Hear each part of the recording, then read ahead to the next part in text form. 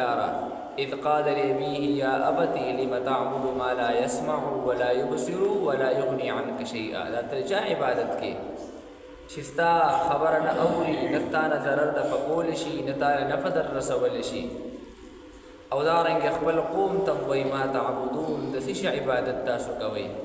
ودلته ابراهیم علیه السلام د دوی نه تپوس کړی دا په تور استعلام نه دی چې ګینی پته وته نشته دی او دا عین علم حاصلې او ځان ته پوهه کوي چې دا تاسو د څه عبادت کوي، بلکې دا په تور تحقیر دی دا غي د سپکوالي د پاره انو او غي پورې د حساب په تور باندې او ته وای تاسو د څه عبادت کوي. او په دې خبره باندې چې کله پوه شول نو غوسه شول. ختمونګه ته داسې خبرې کې انو په جواب کې سوې نعبد اصناما مونږ خود بوتانو عبادت کو فنظل لها عاکفین او چې ته مونږ ته بدا اندي انداز کې وای لہذا مونږ به همیشه د عبادت کو. لکه وسړي ته وای لکه دا کار داسې مکوا وی په کلاره بدراته ویلو کنه چې په دې انداز راته وای نو اوس دا کار ستاده کستا کوم. نو دای مو غوسه شول نو دوی وی چې بس همیشه مونږ د بوتانو عبادت کو او مونږ چې دې نه اورو.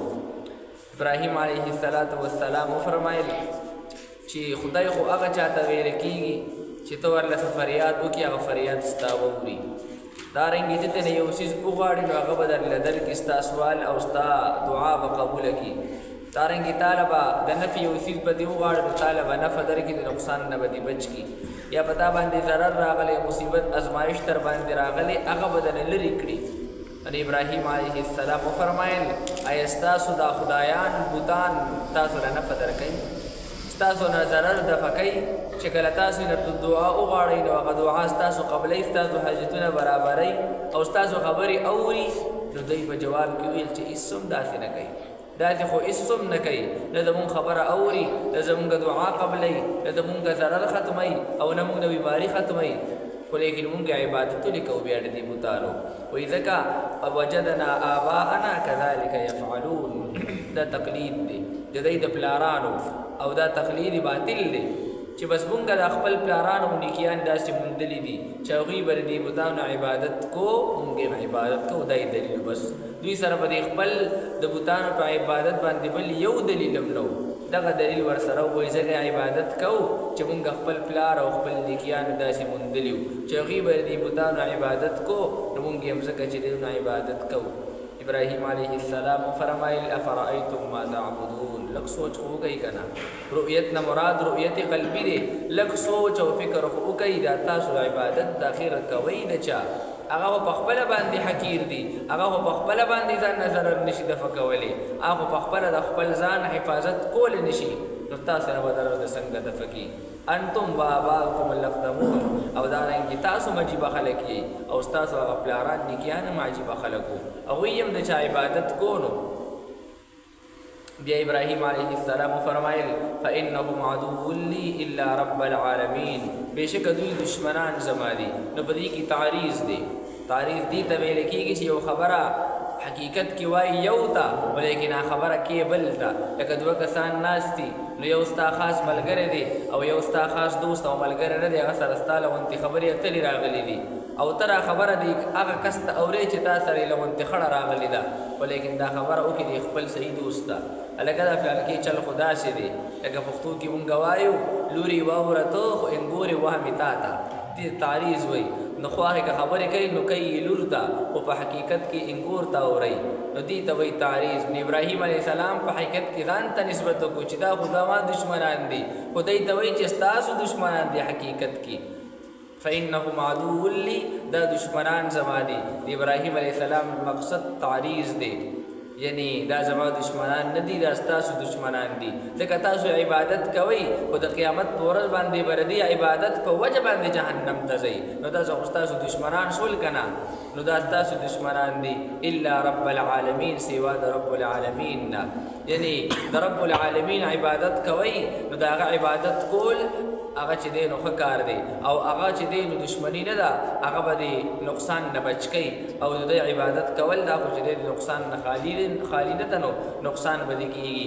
بیا ابراهیم علیه السلام وفرمایل چې رب العالمین عبادت کوي نو د رب العالمین صفات ذکر کړل. رب العالمین وایي څوک دی الذي خلقني فهو يهدين هغه ذات ته چې زه پیدا کړی یم او بیا ما ته لاره ښایي.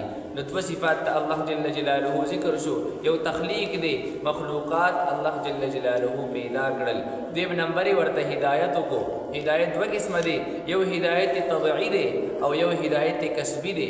هدایت طبیعي دی ته ویل کېږي بچې د چرګې راګۍ نه راووتو او چې څنګه راووتو د خوراک څیز ورته وغورځو اوس ټونګه پرې لګوي او خوري. دا چل ورته چا وښو، دا چل ورته چا وښودلو، خو بس د هګۍ نه راووتو اولاد دې ورته خوراک واچو نو بس ټونګه لګوي. ماشوم پیدا شو د مور نه، د پۍ جوړولو چل ورته چا وښو؟ د مور نه. دا دې ته ویل کېږي هدایت طبیعي. الله د پیدایش سره چلم ورته وښودلو. دارنګې مې پیدا شو په اوبو کې دننه د لامبو چل ورشته دی، هغه ته هغه لامبو اوبو کې وایي. دې ته ویل کېږي هدایت طبیعي. د پیدایش سره ورته الله دا چل وښو. یو د هدایت کسبي، الله جل جلاله کتابونه نازل کړل، کتب سماویه الله جل جلاله انبیا راولېږل او د هغوی په وجه باندې الله جل جلاله ورته چې دی نو هدایت وکړي. دریم صفت د الله ذکر کېږي والذي هو یطعمني ویسقین. الله جل جلاله هغه ذات دی چې ما ته خوراک راکوي او دارنګې ما ته څښاک راکوي. نو مراد د خوراک څښاک نه اسباب د هغې دي، یعنې د کوم څیز په وجه باندې چې خوراک څښاک پیدا کېږي هغه الله پیدا کړي دي. د باران په وجه باندې خوراک او څښاک دواړه پیدا کېږي. باران الله راووایي د ځمکې نه، په ځمکه باندې د اسمان نه، د هغې په وجه باندې د ځمکې نه ښایسته فصلونه، مېوې، دانې هر څه راوځي، په ځمکه کې اوبه لاندې جذب شي، بیا یې مونږ استعمالوو. نو لهذا دا الله جل جلاله دی. او پنځم صفت ته الله واذا مرضت فهو یشفین، چې کله زه بیمار شم نو ما له شفا راکوي. نسبت د بیمارۍ ابراهیم علیه السلام ځان ته وکړو، ځکه دا مونږه غیب ګڼو. بیماري یو قسم له غیب دی، انو نسبت ځان ته وکړو. فهو یشفین، خو شفا راته بیا څوک راکوي؟ الله جل جلاله راته راکوي. او شپږم صفت والذي یمیتني ثم یحیین، هغه الله چې ما به مړ کوي، ما باندې به مرګ راځي، دنیا نه به ځم، ثم یحیین، بیا به دوباره ما د قیامت په ورځ باندې ژوندی کوي، بیا به مې چې دی نه خپلې مخې ته ودروي. او اتم صفت والذي اطمع ان یغفر لي خطیئتي یوم الدین، زه تمه لرم چې بخښنه به وکړي ما ته رب زما د ګناهونو په ورځ د قیامت باندې. خطیئتي نه مراد لعدش دی، ځکه د انبیاو نه ګناهونه نه کېږي. الله جل جلاله معصوم او بچ ساتلی وي د ګناهونو نه، خو لیکن مراد ترنه لعدش دی. تعبیر د هغه لعدش نه یعنې د خلاف اولا کار نه. خلاف اولا کار د انبیاو په حق کې داسې دی لکه ګناه، ځکه نو دوی مرتبه اوچته ده او ډېر نږدې دي الله جل جلاله ته. نو حسنات الابرار سیئات المقربین، حسنات الابرار د نیکانو خلقو نیکی، سیئات المقربین د مقرب خلقو بدی ده. یو مقرب خلق دی، یو نیکان صالحان خلق دی. مقرب الله ته ډېر نږدې خلق دی، نو د نیکانو خلقو غلطي نیکی هغه د مقربینو خلقو غلطي شمارل کېږي. نو پیغمبران ډېر اوچتې مرتبې والا خلق دی، د هغوی هغه خلاف اولا کار داسې دی لکه ګناه. په دې وجه باندې خطیئتي ذکر شو، یعنې هسې د انبیاو نه خطا او غلطي چې دی نو نه کېږي، الله جل جلاله معصوم ساتلی وي.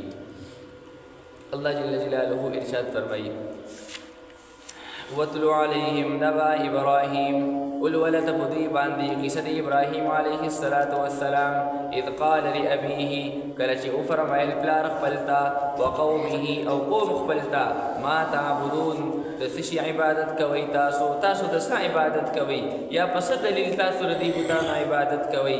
قالوا نعبد اصناما، ان اویل اوی مونږ عبادت کو د بوتانو، فنظل لها عاکفین، او پس همیشه به مونږه د هغوی عبادت کوونکي، مونږ به همیشه عبادت کوو، زه مونږ ته رکني کېږو نه. قال هل یسمعونکم، وفرمایل ابراهیم علیه السلام ایا دوی ستاسو خبرې اوري؟ اذ تدعون، کله چې تاسو راغواړئ، چې کله تاسو دوی نه سوال کوئ نو ستاسو خبرې اوري، تاسو عجیبه یئ. او ینفعونکم او